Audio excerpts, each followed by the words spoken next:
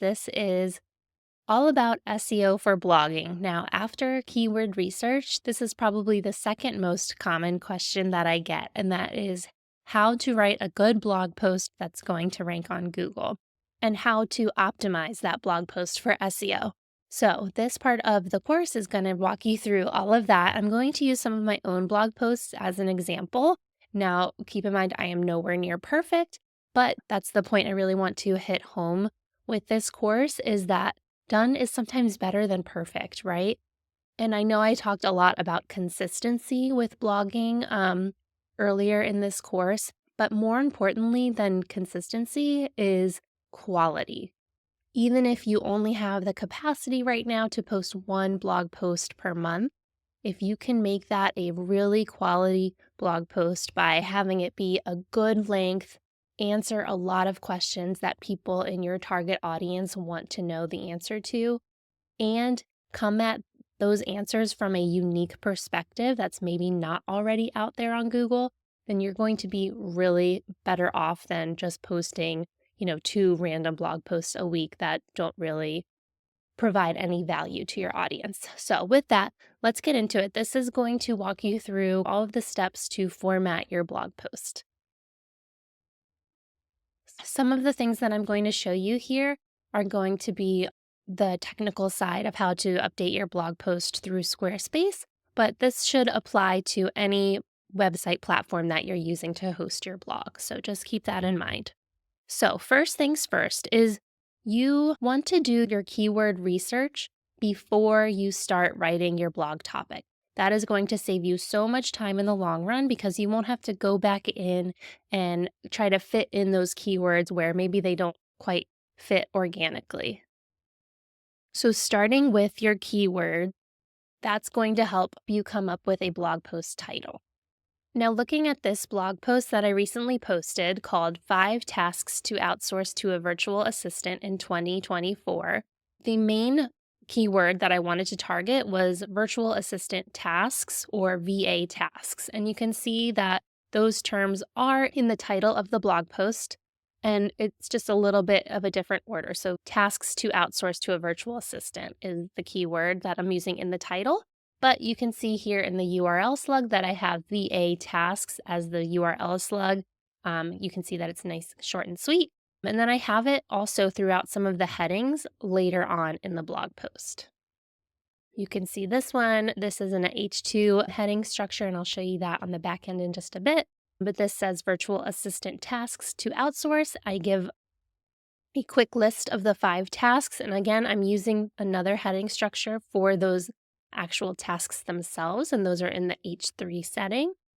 And then as I scroll down, another H2 heading that says want to outsource your SEO to your VA. So it's just another way to kind of put in that term outsource to your VA.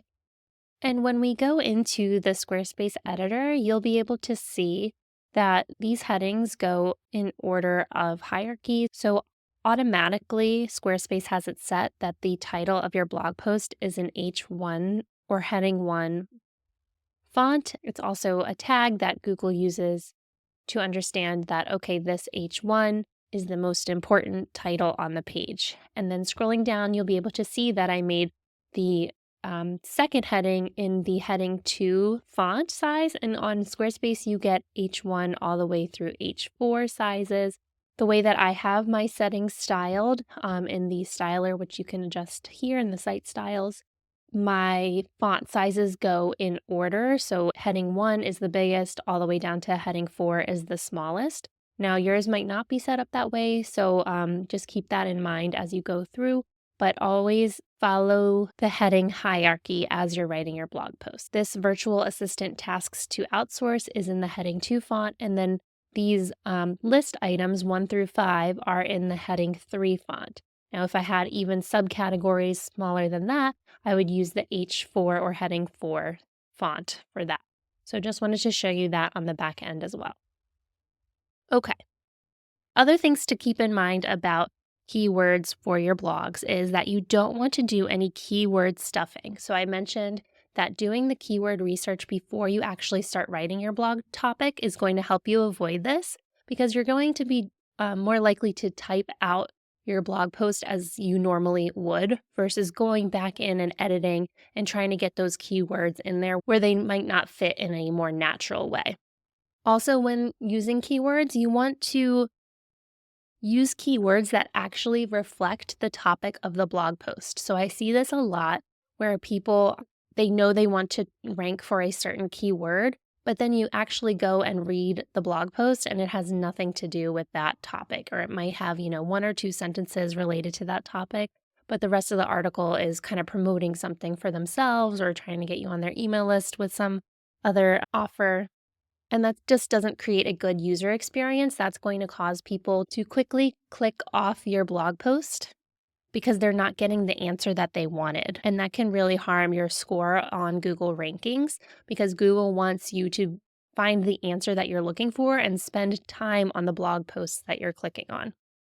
Another thing I just want to point out about this title of the blog post is that I use a number, and using numbers and power words in the blog post titles are really, really effective. Google loves seeing numbers because it helps them categorize the level of importance. So if I have this list of 5 tasks, but somebody else has a list of 100 tasks, and their article is otherwise pretty equivalent to the quality of mine, they might rank that blog post a little bit higher because it has more value naturally in it by providing 100 answers to that question, if that makes sense. Now, this blog post doesn't have a power word, but I want to take you over here and show you another example of what I mean when I say power words. And I do have an entire blog post that lists out 125 SEO power word examples to use. So I'll link that in the notes here below this module. And then I also have a cheat sheet that you can download. And if you want to just keep it on your desktop, you can refer to it later. But the thing with power words is that they really increase the emotional intensity behind your title and encourage people to click more because your title becomes then more memorable and attention grabbing. So using this title as an example, 125 SEO power word examples to increase engagement and conversions. This increase engagement and conversions is kind of like a power word because you're showing the result of what you can get from reading this blog post. Increase engagement. Who doesn't want that, right? As you read this article, you'll see a little bit more about power words. So you can use power words to build trust. You can use power words to pique curiosity, such as exclusive access or trade secret, invitation only. These are all kind of those exclusivity type of words that make you feel like, oh, I need to know, I need to get in on this. So I want to click this article. Now with power words, you'll see this a lot in those clickbait type of articles that maybe come up on forums like BuzzFeed or maybe just like throughout your Instagram ads. But just keep in mind that you don't want to be tricking people into reading your blog post. You really want to be answering the questions that they're looking for. So using those power words when they make sense. Okay, now I'm going to switch over to the back end of my Squarespace site. So we'll use that same blog post, the 5 tasks to outsource to a virtual assistant in 2024 as an example. And I just want to show you the heading structure of this. Now, heading structure is very important for your blog post because it makes your blog post more skimmable, more easy to read. People can quickly scroll through and see, okay, here's the list of virtual assistant tasks to outsource. That's what I'm looking for. And then scrolling down even further, this draws my attention to have your assistant join the free challenge. Like, oh, it's a free challenge. That could be interesting. So you maybe want to highlight that. Now, this is a shorter blog post. I do typically recommend at least 1,000 words for your blog post. So just keeping that in mind. But as far as the heading structure goes, you can see that I have used almost an outline structure to organize this post. So it's very easy to read and it helps Google understand what the article is about because you're putting those keywords in the heading structures. Now, I mentioned providing valuable and unique content to your audience. You really want to make sure that your blog post solves a problem and offers a unique perspective. If this is the problem that's kind of come out with the use of AI lately, is that people are just kind of regurgitating the same thing that you can find anywhere else on the internet. So when you think about it, if you're just saying what everyone else is saying, what makes you think that you're going to rank higher than some other large company out there that's doing the same thing that you do. I've seen this with one of my clients in particular. She has a parent coaching business, but she comes at it from a lens of an occupational therapist. So she offers a very unique perspective, and I think that's why she ranks higher on Google. She's not just sharing the same cookie cutter advice of like, oh, parents need more self-care or take time to meditate or make sure you're exercising. She really comes at it with even more specific strategies. So that's one example. And then another thing you want to optimize is your images. And I highly recommend creating unique images for your blog posts. Stock images tend to not perform as well. You're not really going to rank on Google for your images. If you remember, I did say that you can rank separately for your images. So just for an example, when you do that same Google search, if you click this bubble icon here that says images for VA tasks, you can see all of these different images that maybe aren't related to those same top 5 articles that ranked on Google doing that search. So this is a great way to get in front of even more eyes, especially if you can create kind of a list graphic like this or some sort of infographic. These tend to rank very well on Google, and you can repurpose them for Pinterest too, which I'll go into in just a little bit. So the way I do it is I create almost like a title graphic. And again, I use this on Pinterest. It's the Pinterest size, which is 1000 pixels wide by 1500 pixels high. Make it easier for yourself and just kind of keep things that same size. That way you can send them over to Pinterest easily. Not saying that you can't use any stock images on your blog post, but if you have the capacity and, it makes sense for your blog topic, definitely go ahead and use those infographics. They perform really well and rank independently of your page on Google. So when going in to optimize the image itself, there's 2 things you want to do. So if I double click on this image, you can see that it gives me the option down here to add image alt text and a file name.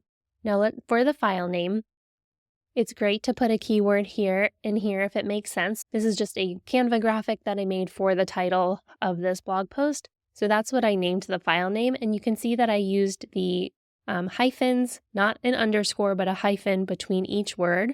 And that just helps Google understand that that is indicated as a space. So these are separate words. If you just leave it as a space, or if you try to put an underscore or some other character in there, Google's not going to pick up that that is a separate word. So keep that in mind. And then the image alt text should be a literal description of your image. And this is more for accessibility purposes. So for screen readers or people that have maybe visual impairments, this gives them a tool that they can click on the alt text and see what the image is a picture of.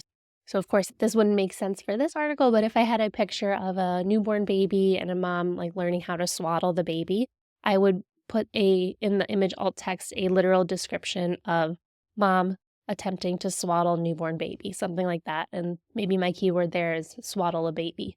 And the blog post is about how to swaddle a baby. So keep it very literal and descriptive for those people who may have visual impairments, and it does help improve your SEO if you can put keywords in there naturally. The other thing to keep in mind when it comes to optimizing your images is that you don't want the file sizes to be too large, so try to keep it around 500 kilobytes is the goal. You may need to use a image compressor if you're using, especially for professional photography or stock photos. Those tend to be a little bit larger sizes. So make sure that you're compressing those images down. And the reason for that is that it can really slow your site speed down. If you have too many large images, then your page is going to take longer to load, and people will click off if your page is not loading quickly enough for them. I'm sure you've felt that same frustration with visiting other people's websites before, so don't let that happen to you. Okay, and I'm going to use a different blog post to show you an example of this in action, but linking. Internal and external linking are very important within your blog post. This just tells Google that you are using reputable resources to source your knowledge that you're sharing for your blog post, and it creates a journey for your audience or for your website visitor to go on so that there's no dead ends. You want to help them navigate through your website, maybe link to other relevant articles with that internal linking, but trying to keep people on your website as long as possible. So you can see here in this example about local SEO strategy, I added a statistic and I linked my source, which was Forbes, using the hyperlink, and that takes people directly to that Forbes article that I found that shares this statistic. Other places in the article, you can see that I ranked to my rank method course. So that is an internal link. And further down here in this number 4 section, I shared another blog post that I recently wrote about free tools. It just kind of naturally fit into this part of the article, so I wanted to link that there.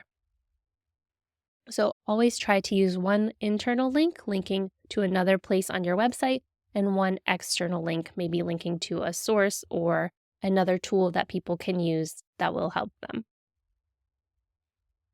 Now, a few other things that tend to go missed is on this back end. So when you click on the 3 dots next to the blog post that you're working on, I'm going to use this podcast one for an example. When I click on these 3 dots and I click settings, this takes me to this screen. So you can see that I have added a featured image, and this is what shows up if I'm putting my blog post feed anywhere on my website. At least that's how Squarespace works. Yours might work a little bit differently. You can see here that my post URL is short and sweet, so SEO for podcasts. It has the keyword in there. You definitely want to keep that URL slugged to less than 75 characters and use those hyphens again in between the words. Under the Options tab here, you have the ability to add tags and categories. And this is definitely helpful as you create more content because you can keep your blog posts organized. So you can see here I included the tags SEO and podcast. Those are the two topics that I'm really covering in this blog post. And the category may be something like SEO. The category is going to be a little bit more general than the tags. The tags you can add as many as applies. So maybe for this SEO for podcast one, I could also include like web design if I talk about web design in there. You can choose to turn your comments on or off. Mine are off, but depending on your industry, if you want to encourage that conversation in the blog post comments, not as many people do this as they used to. With all the social media going on, people tend to just have those conversations over there. But it's a good thing for engagement. If you want to turn those on and you have an engaged audience that's reading your blog post, go for it. Now, when I click on this SEO tab, I'm taken to this screen here, and this shows an example of the search results preview. So this is what will come up if my article comes up when someone is doing a Google search. And you can see here I have included my SEO title. You can add kind of 2 different versions of the same title. That's very helpful for just getting more keywords in that post. So you can see here I took this title verbatim, SEO for podcasts, how to grow your audience.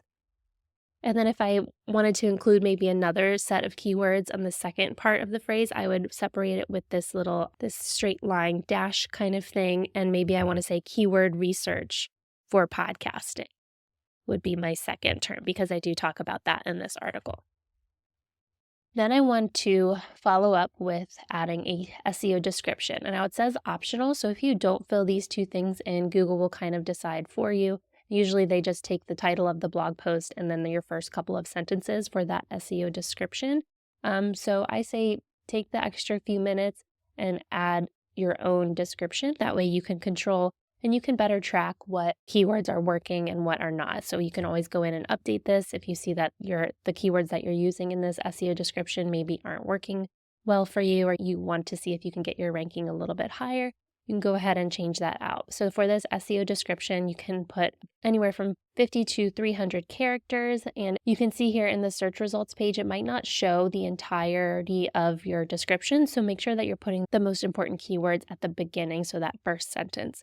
And then you also want to include almost a directive or call to action. So something like learn how to do keyword research for your podcast would be kind of the directive. You can see that it's an action-taking word. You want people to click on this blog post to learn this skill. Okay, and the last thing in this section is you can change your social image. I tend to just put, again, the title slide that I create in Canva. I just repurpose everything for the same thing, but you can update this however you want. And this is what will show up if you ever share the link to this blog post, whether that's on Facebook or in an Instagram message. This is what people will see. So having that be a unique image for your specific blog post is just another way to help get people a little bit more engaged and a little bit more likely to click. Okay, so moving on, just a few more things I wanted to share with you. Now, if you noticed on this left-hand side here, I have these icons that people can use to share this blog post to their social media. So whether that's Facebook, Twitter, Pinterest, email, or LinkedIn, I have those options here on the side, and these buttons are just a quicker way versus people having to copy your entire URL and share it that way. So there are several different options you can use to get this shareable plugin here on the side.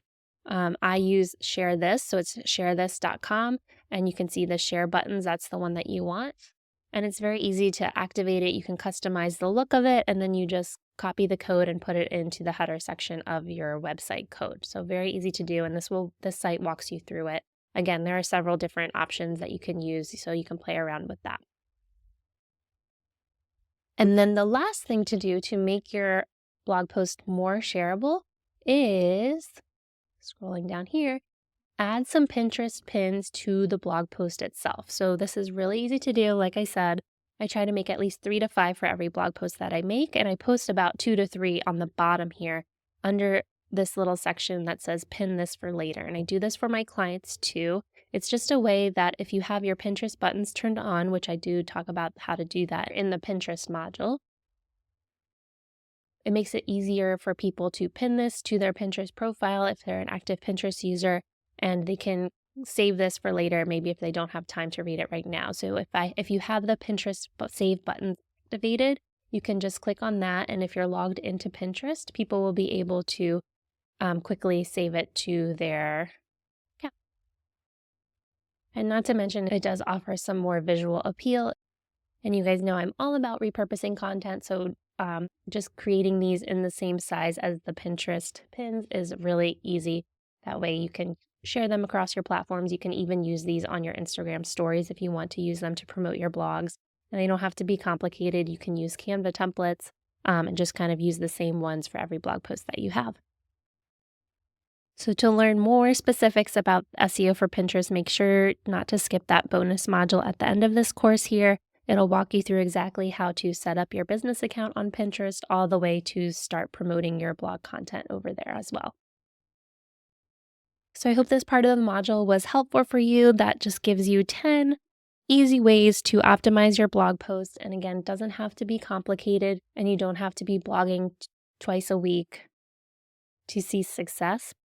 I'd rather see you put out 1 or 2 quality posts per month that offer a unique perspective and really create solutions for your audience. I will put the complete checklist in the description for this module, so you can print it out, again, put it on your desktop. That way, anytime you're writing a blog post, you can refer to it and make sure that you're following these 10 steps to optimize your blog post and make it a success. If you are writing a blog post and you want some feedback, feel free to drop the link to your draft in the Facebook group, and people can give you feedback and make sure that you're formatting everything correctly. So, happy blogging!